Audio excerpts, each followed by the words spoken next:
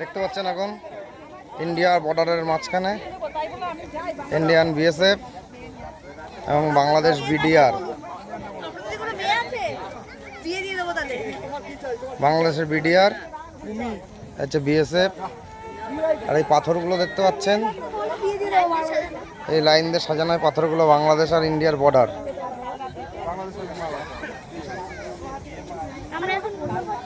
BDR দাঁড়ানো।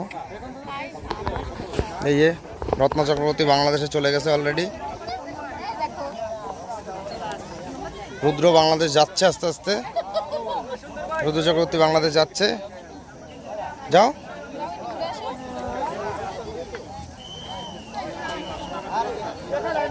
বাংলাদেশ থেকে ঘুরে চলে আসলো।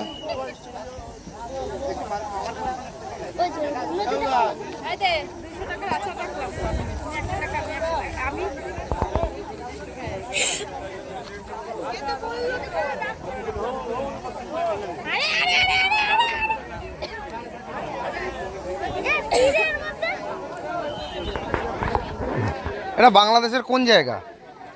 কোন জায়গা? হ্যাঁ, জাফলং।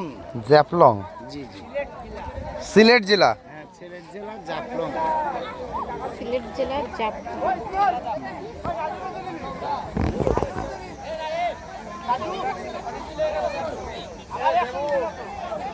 পাসপোর্টটা করে নি, তারপরে আসবো। এ আসবে সামনে বৈশাখে। আমি আসবো না, বাংলাদেশ চলে যাও। বাংলাদেশ দেখ তোরা ইন্ডিয়াতে আছিস, আমরাও ইন্ডিয়াতে আছি, আর একটু ওইদিকে গেলেই দেখ বাংলাদেশ। ঠিক আছে, এই যে বাংলাদেশের লোক বসে আছে, কোনো জুম হবে না।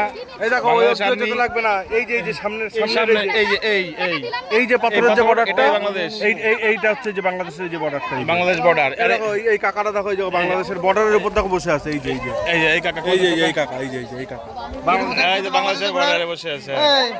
তুই একটু বাংলাদেশে ঘুরে আয় রাহুল। সবাই আমরা ঘুরে এসেছি। তুই একটু বাংলাদেশে ঘুরে আয়, আমি তোর ভিডিও করছি। ভাই আমি বাংলাদেশি ভাই। হ্যাঁ একদম সুন্দর। কাকা বাংলাদেশি। আমি বাংলাদেশি। এখানে কি করেন কাকা? আমার বাড়ি এখানে। এখানেই বাড়ি? না এখানে তো জল পাথর, ওই সামনে ওখানে বাড়ি। বিজেপি ক্যাম্পে আর আচ্ছা আচ্ছা, এখানে কি কাজ করেন? এই দেখবার। দেখবার। আচ্ছা, খুবই সুন্দর।